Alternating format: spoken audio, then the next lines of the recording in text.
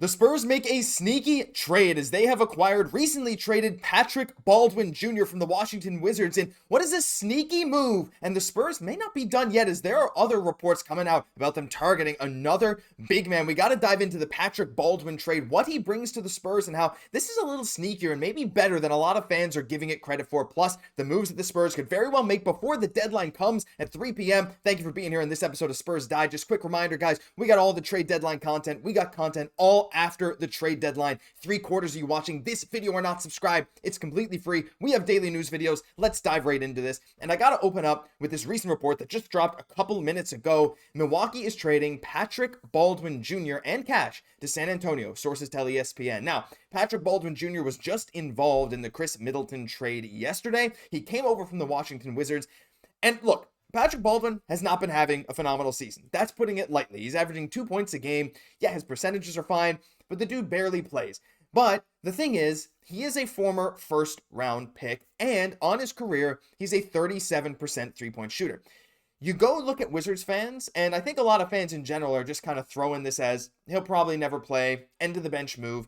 And let's be real, that's probably what this is at the end of the day, end of the bench move. However, even though he's not been good, and some Wizards fans were convinced he'd go play in China after this year because, he'd probably get a bigger contract over there and he could very well be a star in maybe the Euro League or the Chinese League because he is 6'9". He's a former first round pick. He was graded very highly out of high school and out of college, I believe. Like, he was a formerly pretty high level prospect.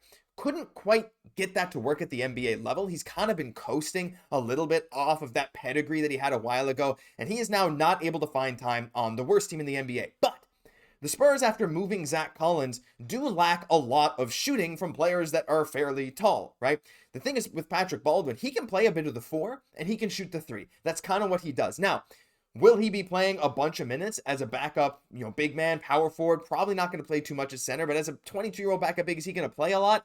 No, I don't think he's going to play a lot. However, in certain spots where the Spurs want to run more shooter-heavy lineups, even for just a few minutes in, say, like a second quarter, maybe late first quarter, third quarter, having this option is quite nice. You can have him playing alongside Wembanyama. Maybe Harrison Barnes comes out.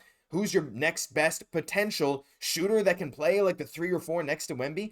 He's really not a bad option. Now, I'm pumping him up more than maybe is deserved, and I think a lot of you have probably already typed out comments saying, why do we care about Patrick Baldwin? You know what? He might just get waived anyway. Maybe the Spurs won't play him or get bought out. I don't know what's going to happen here. The Spurs get cash for it, so they really don't have much incentive to use him. But I'm just saying, there probably is a use case for him. Will he play a ton down the stretch? No, I don't believe so. But I don't think this is just some absolutely nothing trade. I think he will see a little bit of time for the Spurs, and hey, if he can knock down a 3 or 2, the Spurs have always been historically good at making use of some guys who might be closer to end of the bench guys on other teams. They've been able to use them in certain situations to upgrade their level of play, even if just for a couple minutes here and there every few games. So that's what I expect from Patrick Baldwin, but very interesting trade nonetheless. And that's why I think it's a bit sneakier than some people are giving it credit for. Again, I'm looking at updates over here on the side. Nothing's happened with Baldwin yet after the trade. So yeah, just keep that in mind. But the Spurs are not done making moves either. Now, we are talking about big men, and that's a thing that the Spurs need. The trade deadline's coming up very, very quickly right now.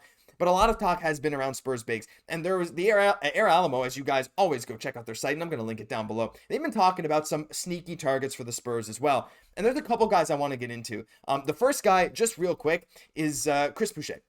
Now, Chris Boucher hasn't been moved as of yet, but the Spurs have been trying out Sochan at center. They could use more size and could look to the Raptors for trade help. And Boucher's a guy I've mentioned in videos before, averaging 10 and 4, and he's quite a solid rim protector, and he brings a ton of energy. The dude hustles all the time. He gets steals, he gambles in lanes, he gets some blocks, not that many as you can see, 0.6 per game, but he's able to protect the rim. But the coolest thing about him is he's a 38% three-point shooter this year. He shoots 39% on corner threes. The dude can stretch the floor a little bit. And that's what I love about the idea of Chris Boucher. The Toronto Raptors are making some moves. They shipped out Olynyk and they went in and got Brandon Ingram. Maybe they want to keep some shooting here at the center position. But, Boucher at power forward is when he's at his best as well. And I think him alongside Wembanyama is going to be terrifying for other teams. So I really like this idea here. But the other 2 players I wanted to mention are maybe, I don't know if they're more realistic targets, but their names I think a lot of Spurs fans have brought up a little bit. Maybe not so much Drummond, but I do think he's interesting, and here's why.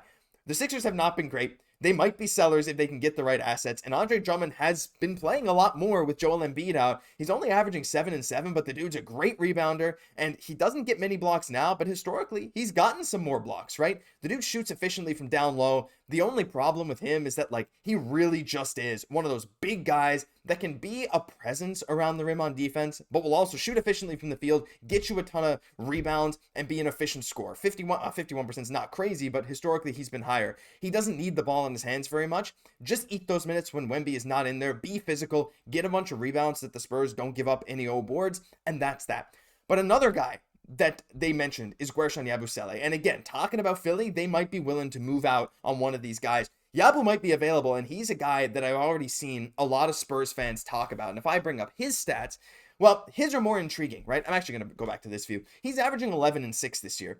Of course, his incredible play in the Olympics got him that NBA contract. The former pick of the Boston Celtics loved Yabusele, right? He's a great guy to watch. He's big, he's physical, he's jacked. I mean, you saw him in the intro video. Dude's huge. He's averaging 0.8 steals a game, the same amount of blocks as Drummond. He's even shown a bit of passing ability with 2 assists per game. And he's shooting 40% from 3, 40% on corner threes. Now, it's not a ton of volume, really not a ton of volume, but Yabu has shown that he is really able to kind of play all over the floor. But at that 4 spot next to a Wemby, or even playing some, like, in a pinch, he could maybe even play some backup 5 minutes. Maybe that's me stretching it a little bit, but he's so physical. Having that kind of presence on your team after a guy like Wemby, who is not as physical, because, you know, he's not as strong, having this kind of strong guy to throw off opponents, to really push people around, to me, is a great dynamic, let alone the fact that Yabusele can pass the ball a little bit, can shoot the ball a little bit if he has to. You know, again, that's not something you want to rely on him for, but he's really not that bad.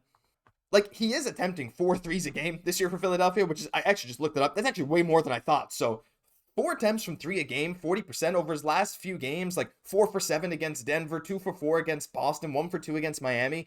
The dude can actually shoot the ball better than I was expecting. So there you go. Even now in real time, we're looking at these things. So Yabusele is one of those guys that's going to garner a ton of interest at this trade deadline. And San Antonio absolutely should be one of those suitors. So the Spurs, they already made one of these moves. I don't think Baldwin is that guy that, you know, is going to fill that role like a Yabu, like a Chris Boucher would fill. Baldwin is much more bench depth and filling in that shooting role if you need him. I still think Sandro is going to play more of that stretch 5, but that stretch 4, if you need it, Baldwin can kind of fill in. But I want to know what you guys have to say. This is just one of probably many moves that are going to happen as we approach the deadline in just a couple hours from now. Let me know your thoughts on the Baldwin deal and some other big names down below, because that'll do it for this episode of Spurs Digest. If you guys enjoyed, leave a like, comment, subscribe to the channel. Like I said, you made it here 8 minutes into this video. We got all the latest news, trades, rumors, reports all season long heading into the playoffs. This is your home for it. You won't regret subscribing, I promise. I've been your host, Josh Gosse. I'll catch you in the next one.